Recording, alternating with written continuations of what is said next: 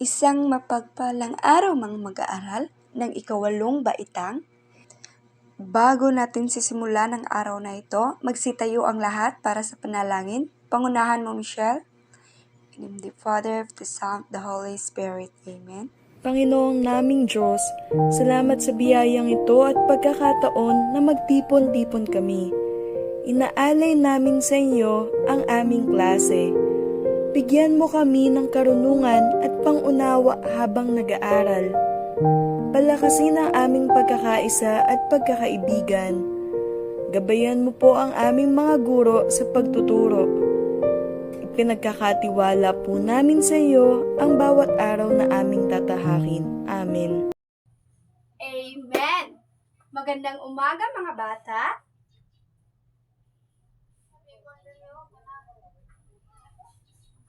Bago natin simulan ang araw na ito, pakipulot muna ng mga basura sa inyong makikita at pasiayos na rin ang mga upuan. Pagkatapos niyan, umupo na kayong lahat. Meron bang lumiban dito sa klase? Okay, wala. Magaling. Dahil dyan, bigyan niyo ang inyong sarili ng fireworks clap. 2, 1, 2, 3. Bago tayo magsimula, narito muna ang mga alintuntunin at dapat niyong patandaan. Basahin mo, Jen.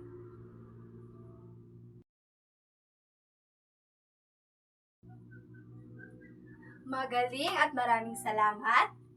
Okay mga bata, may inihanda akong palaro upang pagising diwa sa inyo. Handa na ba kayo? Magaling!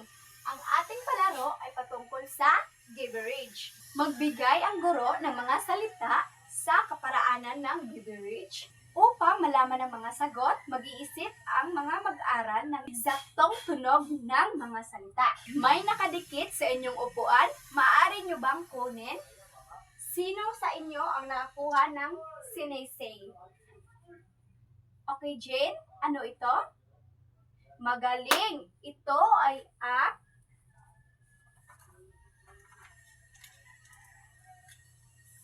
sanaysay. Magaling at maraming salamat. Maaari ka nang umupo.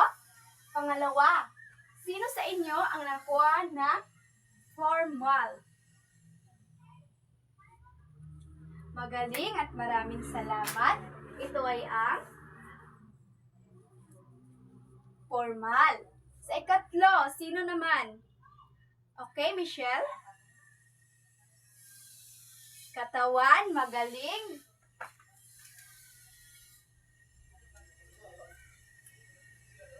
Katawan, magaling. Maraming salamat, Michelle. Pang-apat. Okay, Julina? Wakas, maraming salamat.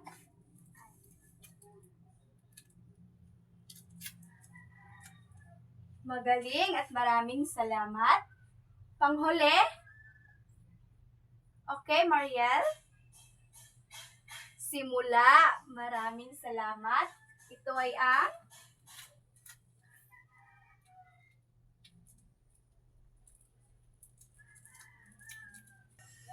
ang simula. Maraming salamat. Maaari ka nang umupo.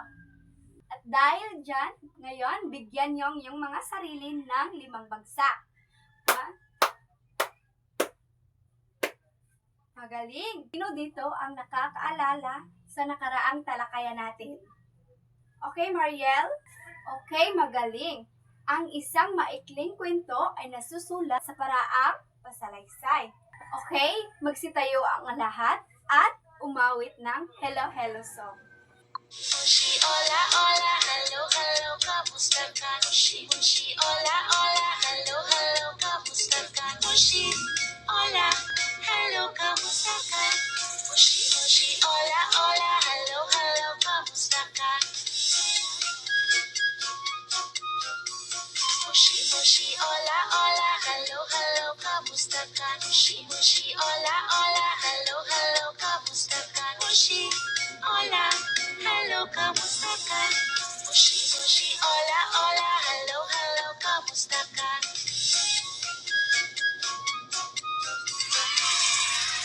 magaling. Palakpakan ang iyong sarili at maaari na kayong umupo.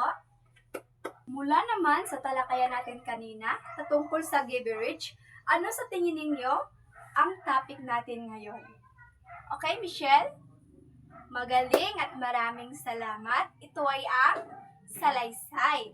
Bago natin sisimulan ang salaysay, pakibasa muna, Mariel, ang layunin.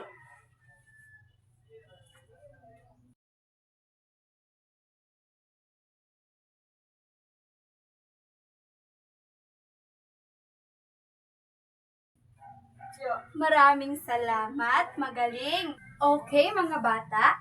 Ang tatalakayin natin ngayon ay patungkol sa sanaysay. Ano ba ang sanaysay?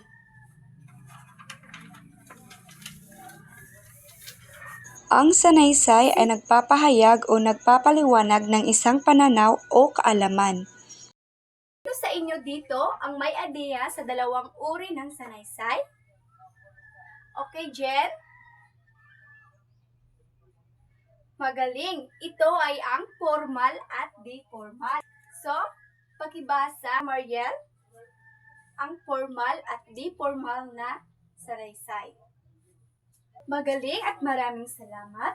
Ang formal, ito ay isang uri ng sanaysay na sumusunod sa isang mahigpit na istruktura at estilo. So, ano naman ang di-formal? Ito ay isang uri ng sanaysay na mas malaya sa estilo ng istruktura. Naintindihan po ba? Magaling at inyong naintindihan. Ngayon, tatalakayin natin ang tatlong bahagi ng sanaysay. Simula, magaling at maraming salamat. Bukod sa simula, sino sa inyo ang nakakaalam sa dalawang bahagi ng sanaysay? Magaling, Jelina, katawan at wakas. So ngayon, babasahin muna ni Michelle ang simula.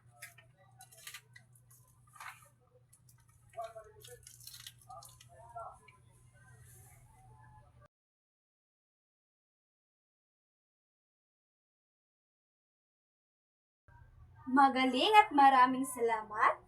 Ang simula, ito ay ang pinakilala, ang paksa at ang pangunahing argumento. Sa pangalawa, sa katawan.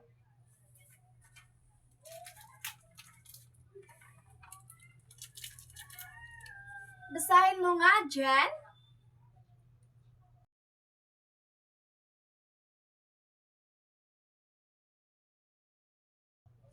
Magaling at maraming salamat. Ang katawan naman ay naglalaman ng mga detalye at ebidensyang suportahan ang argumento. Magaling, Jen, at maraming salamat. Pumunta naman tayo sa wakas.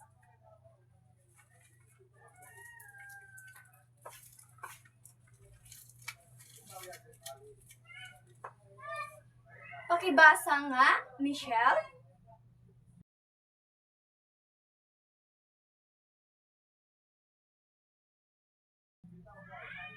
Magaling at maraming salamat, Michelle. So, ang wakas, binubuod ang mga pangunahing punto at nagbibigay na pangwakas na pahayag. Maraming salamat, Michelle. Naintindihan po ba? Magaling at maraming salamat. Palakpakan niyo ang inyong mga sarili. Okay, mga bata, may katanungan ako sa inyo. Bakit nga ba mahalaga sa atin pag-aralan ang sanaysay? Okay, Michelle?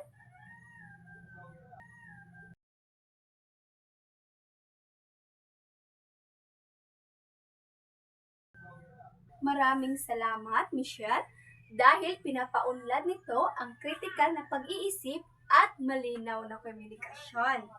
Okay, magaling.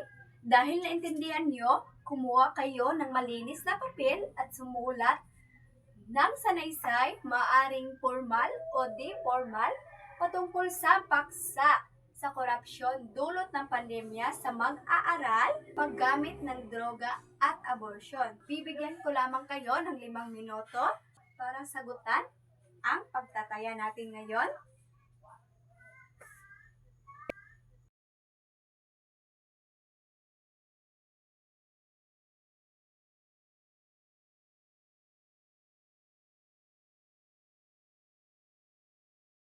Okay, magaling dahil natapos niyo ang pagtataya.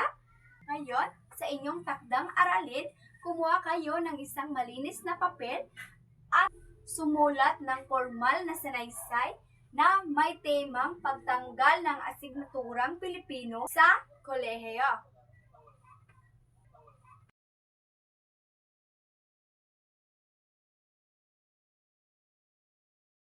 Maraming salamat mga mag-aaral dahil sa inyo natapos natin ang talakayan natin ngayon. Tumayo muna at manalangin sa pagpapaalam.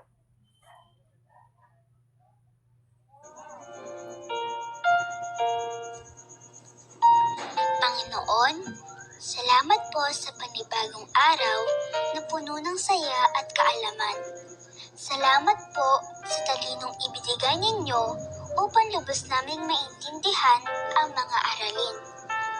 Salamat din po sa aming mga guro at mga magulang na nagbigay gabay at inspirasyon upang maging masaya at matiwasay ang araw na ito. Hinihiling po namin na bukas at sa mga susunod na araw ay muli ninyo kaming gabayan sa aming mga susunod pang mga aralin. Ang lahat po ng ito ay aming dinadalangin sa iyo, aming Diyos Ama. Amen. Amen! Paalam mga bata! Paalam na po, Binibining Hasmin, at maraming salamat.